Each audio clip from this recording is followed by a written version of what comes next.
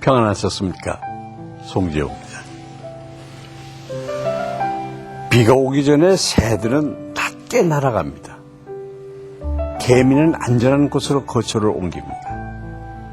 이렇게 동물이나 곤충은 본능적인 감각으로 기후의 변화를 알 수 있다고 합니다. 독일의 철학자 칼 야스퍼스는 사람도 4가지 감각을 가져야 한다고 합니다. 첫 번째는 어딘가에 속해 있다는 소속감. 두 번째는 자신의 한계를 아는 한계성. 세 번째는 이 세상에 단 하나뿐이라는 유일성. 그리고 마지막 4번째는 바로 정체성이라고 합니다. 만약에 이 4가지 감각이 살아있다면 삶에 몰아치는 어떤 파도에도 당황하지 않고 이겨낼 수 있다고 합니다. 인생의 파도를 타는 방법. 바로 늘 깨어있는 감각을 유지하는 겁니다. 살아있는 하나님의 말씀은 우리가 인생을 살아가는 데 필요한 영적인 감각을 깨워줍니다. 어둠에서 빛으로 두려움에서 설렘으로 영적인 눈을 뜨게 해주는 하나님의 말씀 앞에 우리 삶을 내려놓도록 합시다. 오늘 말씀을 함께 읽겠습니다.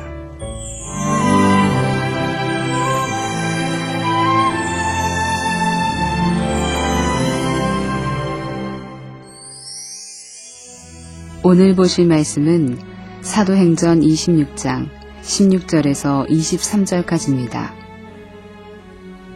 일어나 너의 발로 서라.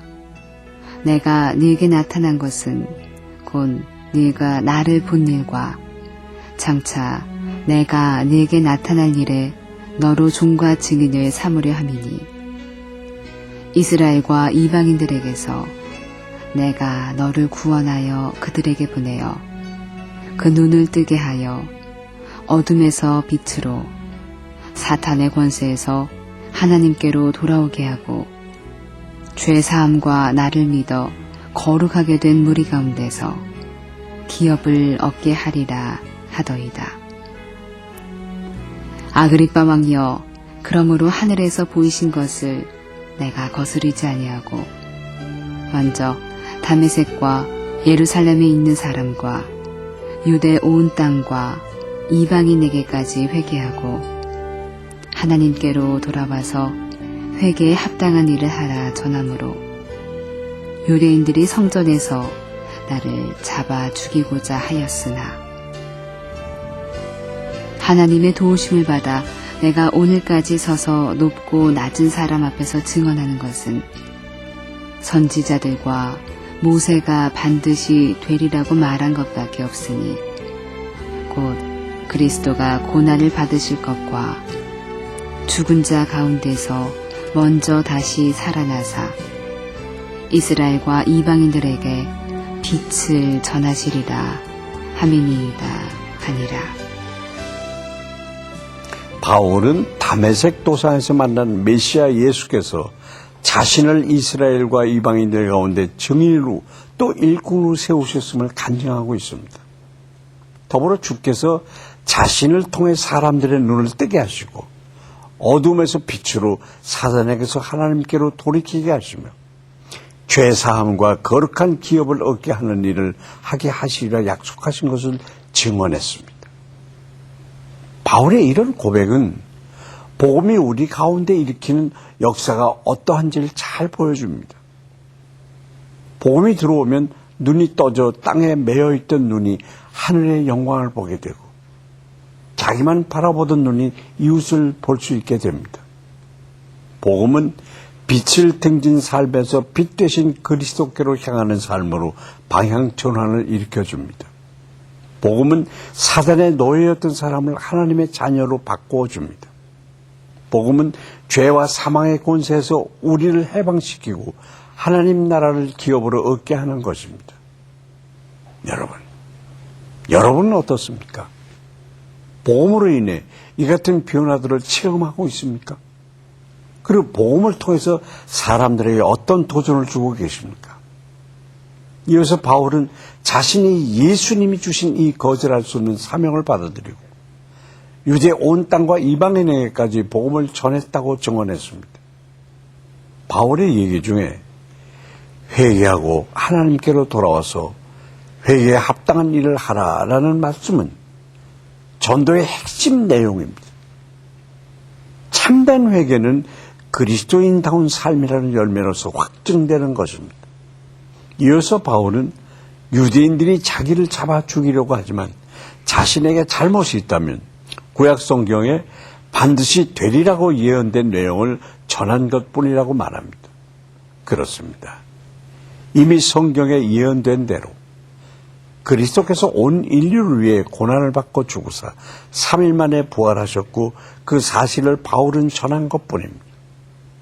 메시아는 고난과 죽음을 겪지 않을 것이고 오직 자신들만 구원받을 것이라는 유대인들의 편견과 선입견이 오히려 진리를 회방하고 핍박하고 있는 것입니다.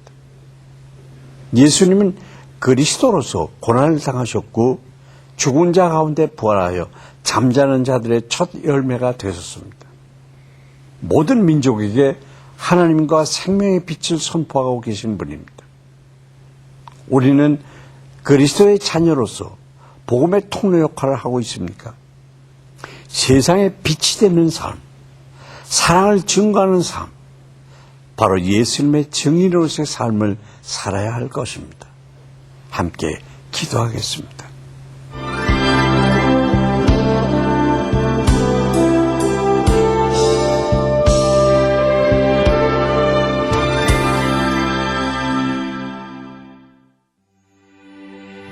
사랑이 많으신 하나님 아버지 감사합니다.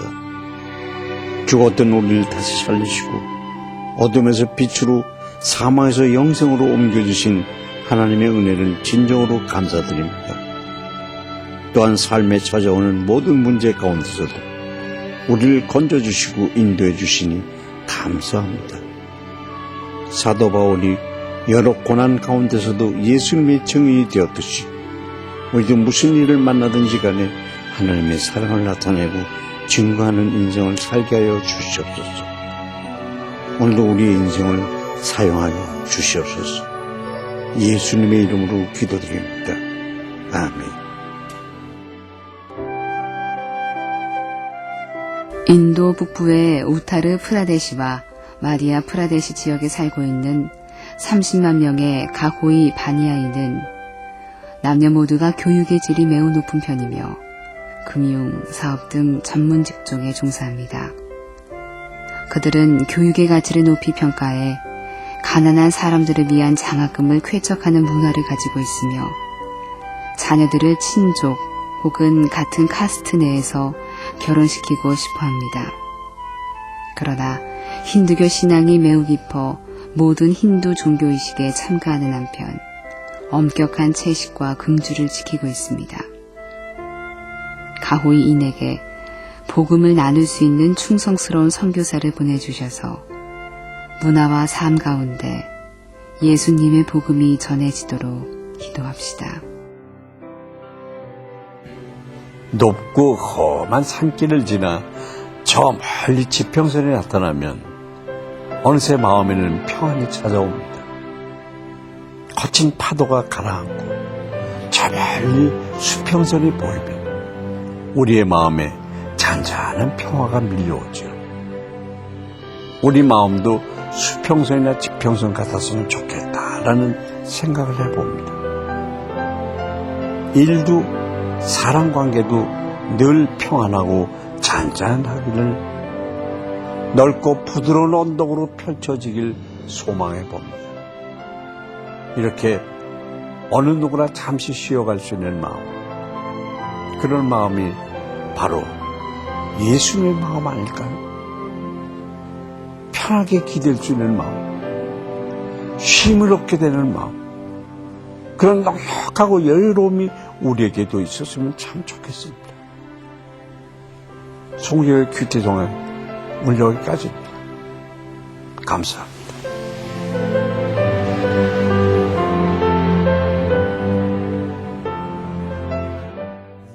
이 프로그램에는 GTM에서 큐티 교재 GT를, 책으로 만나는 성지 순례 답사기 바이블 루트를, 수아영에서 기초 화장품을 협찬해 주셨습니다.